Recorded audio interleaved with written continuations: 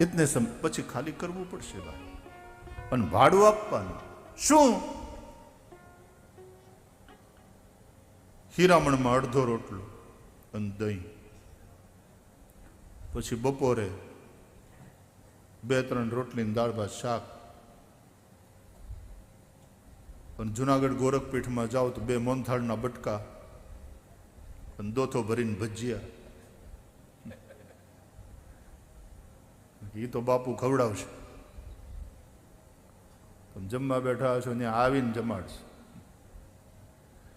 અને આમ તમારે પ્રસાદ બાપુ અમે જમીને આવ્યા ને જરાય ભૂખ ન, તોય મોહનથાળનું બટકું તો હાથમાં મૂકશે જ બાપુ.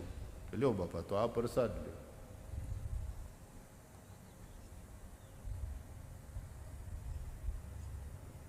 રાતના રોટલો ચોળીને કઢીમાં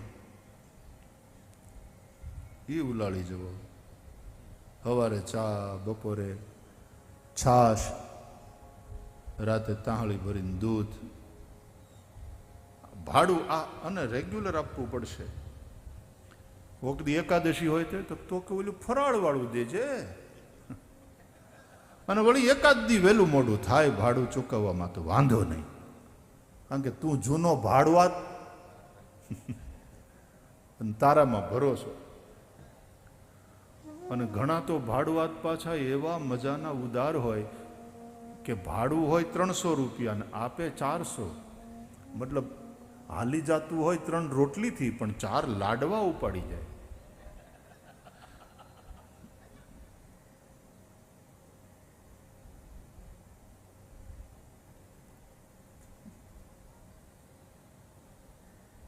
इसलिए भोजन को पधारो संतो, पधारो पधारो. भोजन को ही किराया बोलते हैं. ये भाड़े का मकान है, किराए की खोली.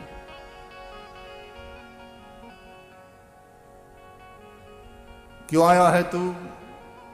बोले केवल प्रारब्ध भोग. ये तो ठीक है, आना पड़ा, बाध्यता है तेरी, लेकिन तेरा मिशन क्या है? केवल प्रारब्ध को भोगना, ये मिशन नहीं.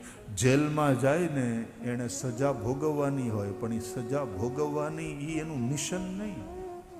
प्रायश्चित करवू, जीवन ने बदलावू, जीवन ने सुधारवू, અને પછી એ દરમિયાન પણ કંઈક એવું નિર્માણકારી કામ કરતા રહેવું, એ મિશન હોય.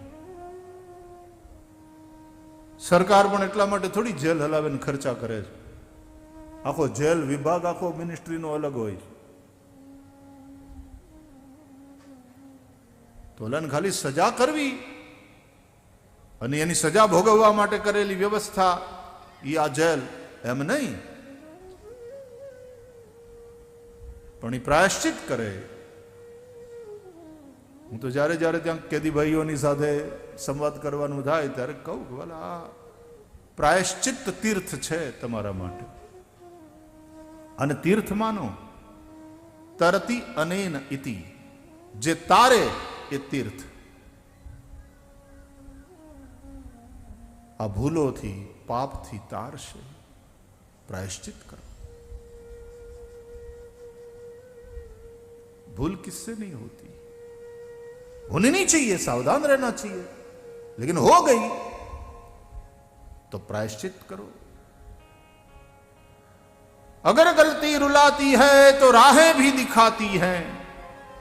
मनुज गलती का पुतला है जो अक्सर हो ही जाती है, लेकिन जो कर ले ठीक गलती को उसे इंसान कहते हैं, और किसी के काम जो आए उसे इंसान कहते हैं. अहमदाबाद जेलना कैदीओ अमुक एवा हारा भजिया बनावे छे, तो भजिया वेचाय मार्केट में.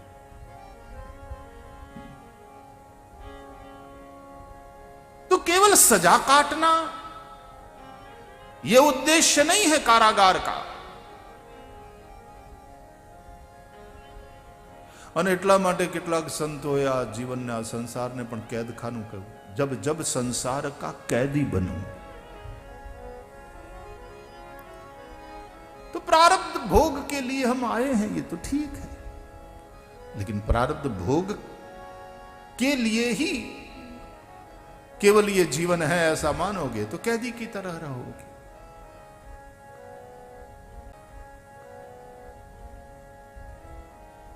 वास्तव में साधन धाम मोक्ष कर द्वारा ये शरीर है। साधन धाम मोक्ष कर द्वारा, साधन धाम मोक्ष कर द्वारा, पाई न जेहि परलोक संवारा, पाई न जेहि परलोक संवारा। बड़े भाग मानुष तन पावा, सुर दुर्लभ सब ग्रंथ निगावा। बड़े भाग मानुष तन पावा, सुर दुर्लभ सब ग्रंथ निगावा।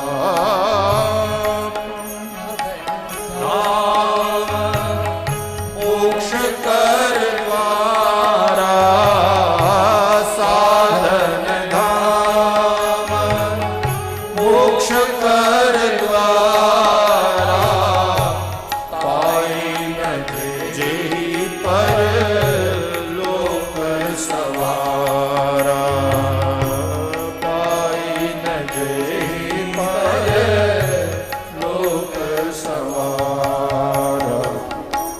बड़े भाग मानुष तन पावा, सुर दुर्लभ सब ग्रंथ निगावा।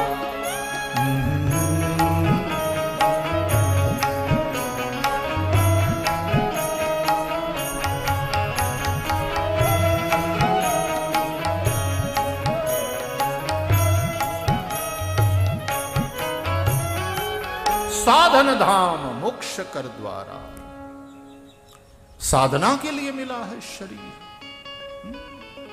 ये साधन है, शरीर माध्यम खलु धर्म साधनम, साधन है। इसलिए वैराग्य हो बढ़िया बात। नित्यानित्य वस्तु विवेक हुआ सत्संग करते करते, और अनित्य से वैराग्य हो गया और भेख भगवान धारण कर लिया।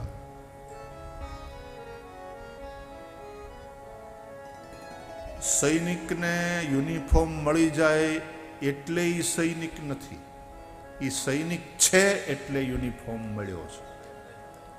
પણ ખાલી યુનિફોર્મ પહેરવા માત્રથી એ સૈનિક નથી। એણે સૈનિક વાળી ડિસિપ્લિન, સૈનિક વાળો અભ્યાસ, સવારના કેટલો અભ્યાસ કરવો પડે।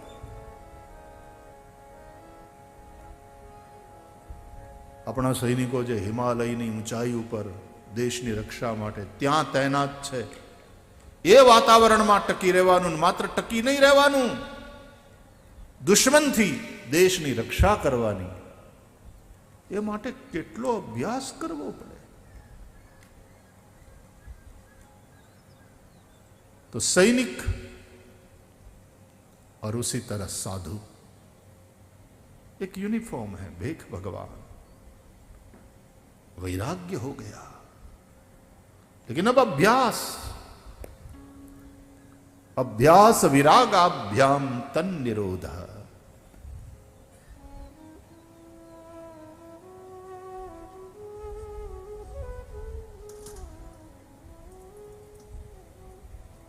સૈનિકની ખાંભી હોય ને સંતની સમાધિ હોય,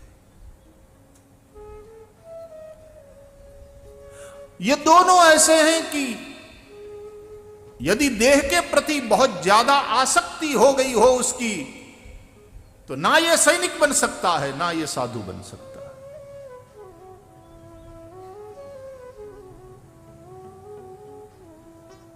दोनों मौत से नहीं डरते। मरो वे जोगी मरो, मरण है मीठा।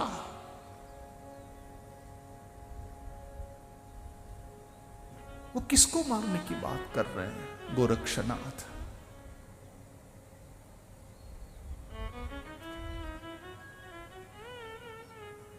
जिसने मैं को मार डाला है, जिसने भय को समाप्त कर दिया। भय मृत्यु का दूसरा नाम है।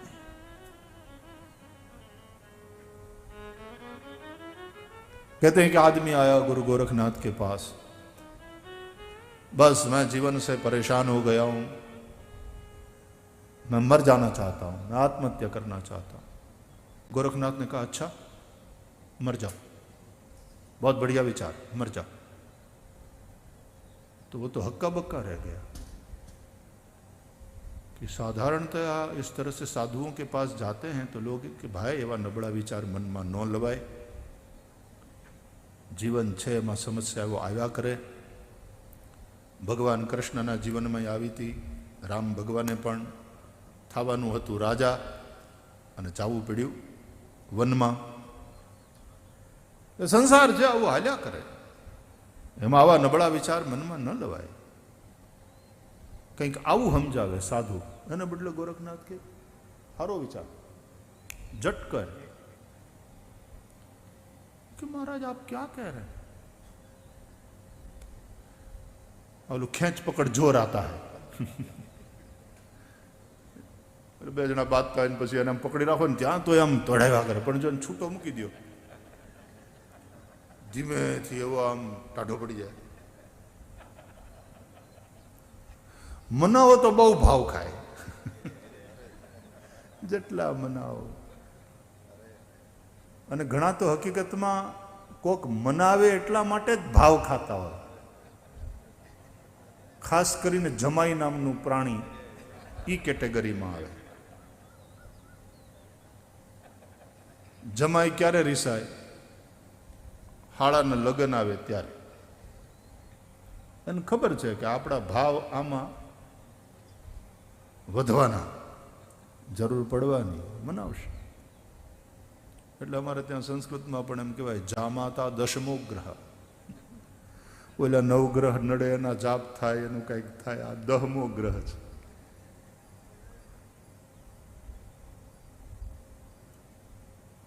મને એક અમદાવાદના ભાઈ કે મને કે એનું નામ જમાઈ કેમ ખબર ભાઈ શ્રી? મને કેમ? મને કે એને હહરાન્યા જ જમાય,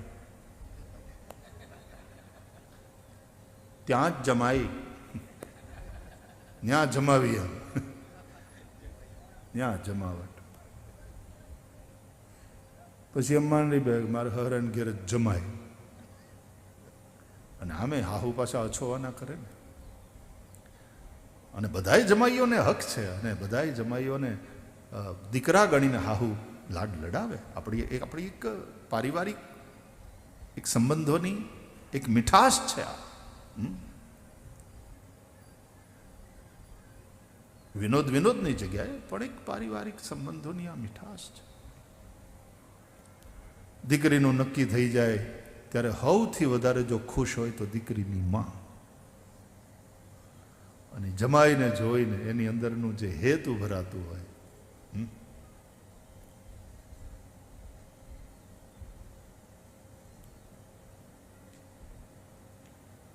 गुरु गोरक्षनाथ ने कहा कि अच्छा विचार है,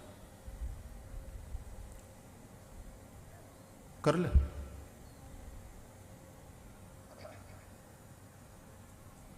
क्या कह रहे हैं? हाँ,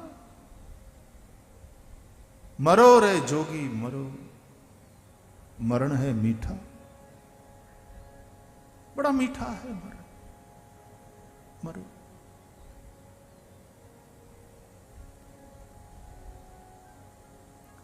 लेकिन तू जिस अर्थ में मरने की बात करता है, एक बात तू समझ ले, आत्मा की हत्या संभव ही नहीं है। और जो तू जिसको आत्महत्या कहता है, तू मरने की बात करता है, वो केवल तेरे शरीर छोड़ने का प्रयत्न मात्र है।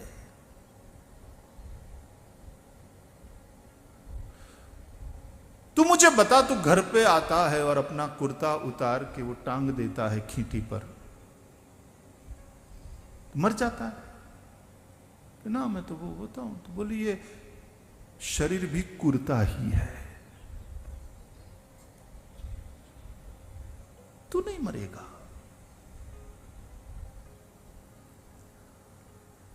लेकिन किस तरह से मरना चाहिए मैं तुझे सिखाता हूं, और वो वाला मरण बड़ा मीठा है। मरो वे जोगी मरो, मरण है मीठा।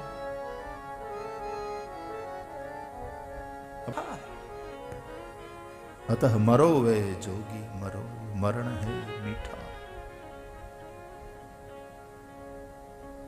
योगी किस विध मरना है वो विधि मैं तुझे सिखाता हूं।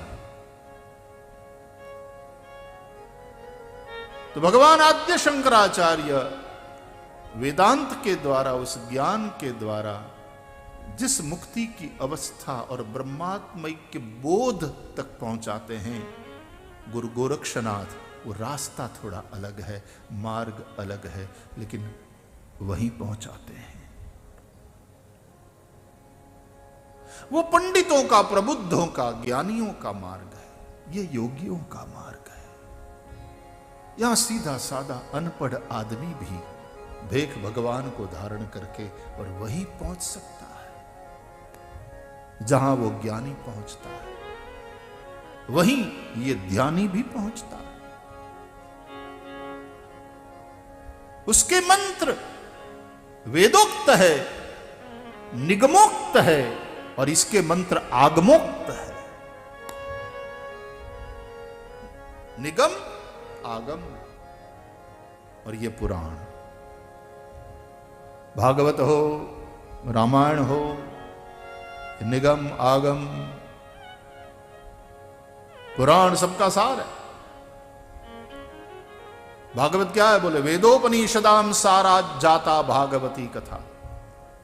रामचरितमानस क्या है? बोले नाना पुराण निगमागम सम्मतम यद रामायणे निगदितम क्वचिदन्यतोपि स्वांत सुखाय तुलसी रघुनाथ गाथा भाषा निबंध मति मंजुल मातनोति।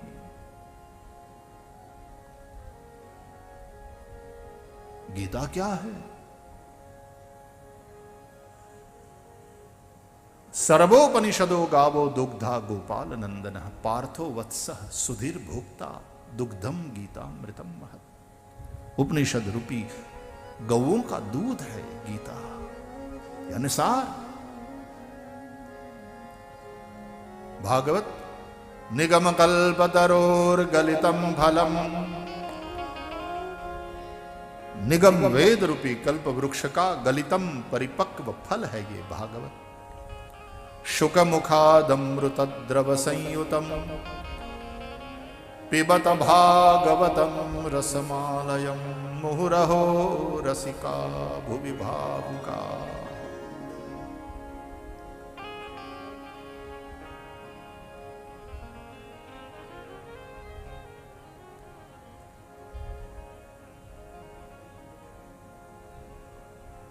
तो ये परमहंसों की संहिता है। ये ऐसा आसव है जिसको पीने से नशा चढ़े। समाधि नशा है।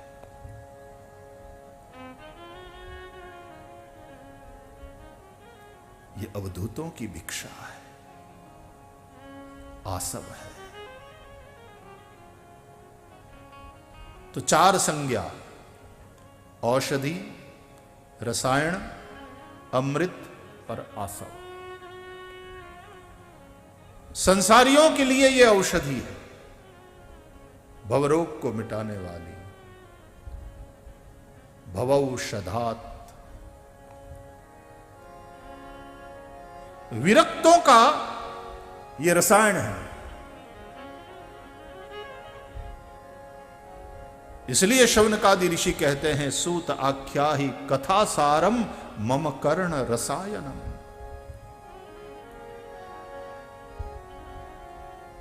प्रेमियों के लिए ये अमृत है,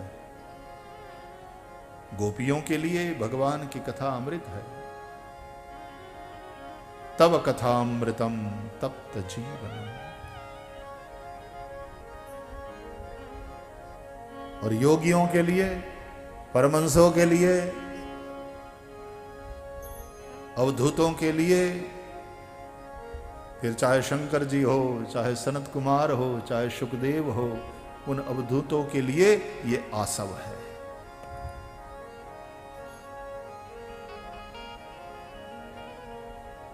नमस्तस्मै भगवते व्यासायामित तेजसे पपुर्ज्ञानमयं सौम्यायन मुखाम्बुरुहासवम्।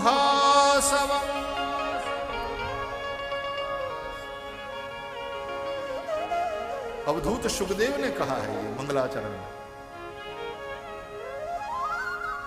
नमस्तस्मै भगवते व्यासायामित तेजसे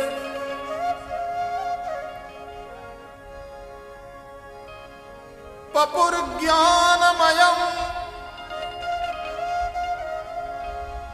यन्मुखाम्बुरुहासवम्। यन्मुखाम्बुरुह आसवम्।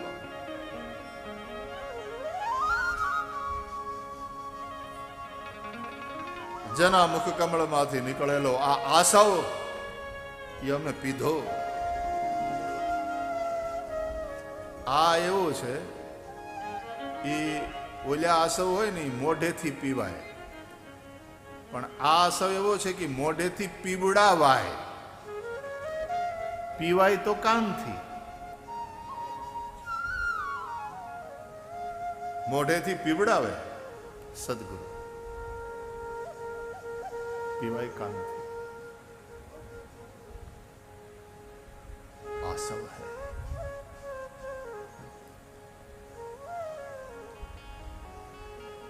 तो ऐसी अवधूतों की ये भिक्षा, ऐसा अवधूतों का ये आसव।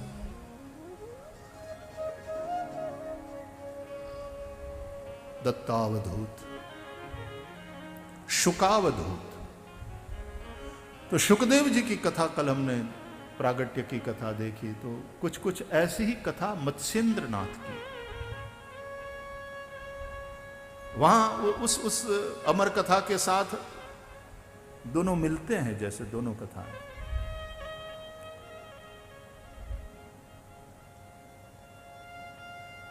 एक ब्राह्मण के ऐसा बच्चा हुआ और उस योग में हुआ था, तो उसका त्याग करना पड़ा और वो पानी में छोड़ दिया। मछली ने निगल लिया और फिर उसके अंदर से निकला। भागवत के 10वें स्कंद उत्तरार्ध में रतिपति कामदेव फिर जो प्रद्युम्न बन करके प्रकट हुए, उनकी कथा है। ये कथाएं बड़ी हट करके, तो मछली ने निकल लिया और फिर वो मछली वहां पर पहुंची और वो हुंकार भरती रही और अमर कथा सुन लिया। मत्स्येंद्र नाथ कोई ऐसी वैसी विभूति नहीं है।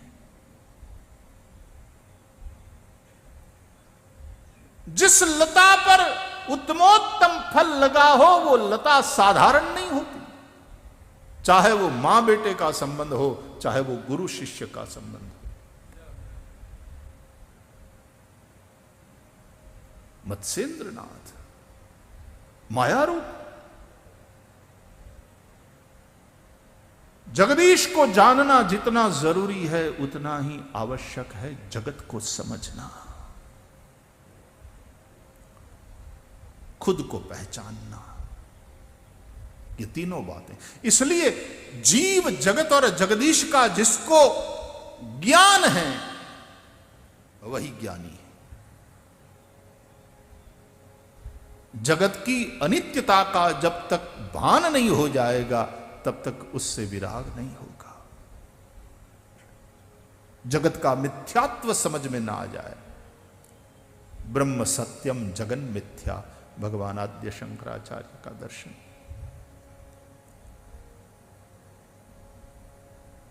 तो मत्स्येंद्र नाथ बाद में भगवान शंकर ने कहा है पार्वती से कि भाई इसने भी सुनी और ये अब तुम्हारा मानस पुत्र है देवी, इसको अपनाओ, इसको स्वीकारो। और मत्स्येंद्रनाथ के मानस पुत्र फिर गोरक्षनाथ।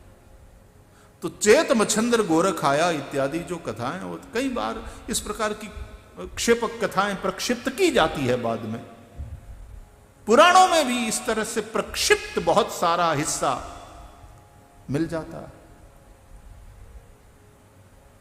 क्षेपक।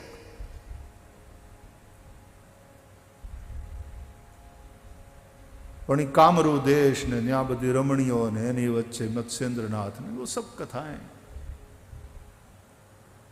शिष्य को उस माया का दर्शन कराने के लिए। बाकी चेत मच्छंदर गोरख आया, मुझे तो महाराज जी जो अंदर से अर्थ सूझता है इस चीज का, इस बात का, इस वाक्य का कि चेत मच्छंदर गोरख आया, इसका मतलब यह नहीं कि मच्छंदर सावधान, गोरख आया। शिष्य आवे और वो गुरु सावधान हो जाए। मुझे लगता है वो चेतन धुणा, धुणा की महिमा,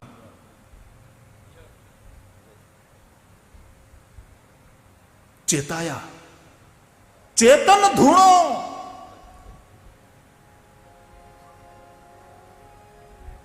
मच्छंदर जैसे अपने आप से कह रहे हैं कि मच्छंदर चेत, आने चेताओ, इन्हें प्रगटाओ। कौन है? बोले ये गोरख आया, इसको। रामकृष्ण देव तैयार ही है नरेंद्र दत्त के लिए। चेत, रख चिंगारी, ये ज्योत प्रकट हो जाएगी, पूरी संभावना। ये दिया तैयार, बाती है, घृत है, दिया तैयार, चेताओ, प्रगटाओ। ये प्रकट हो सकता है, पूरी संभावना है। गोरख आया, गोरख आया।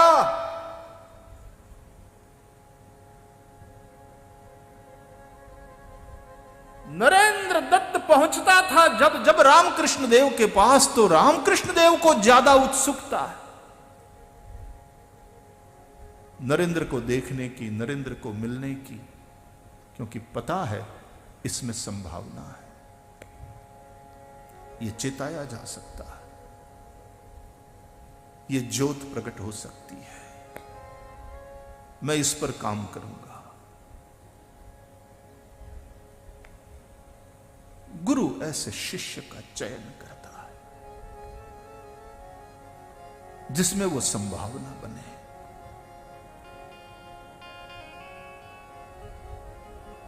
मच्छंदर चेत, गोरख आया। तो शिवावतार है।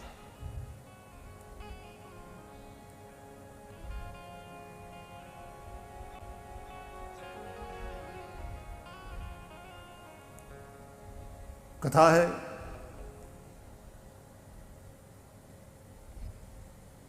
मत्स्येंद्रनाथ अपने थोड़े उन साधुओं के साथ भिक्षा के लिए गए और उस माई से भिक्षा मांगी।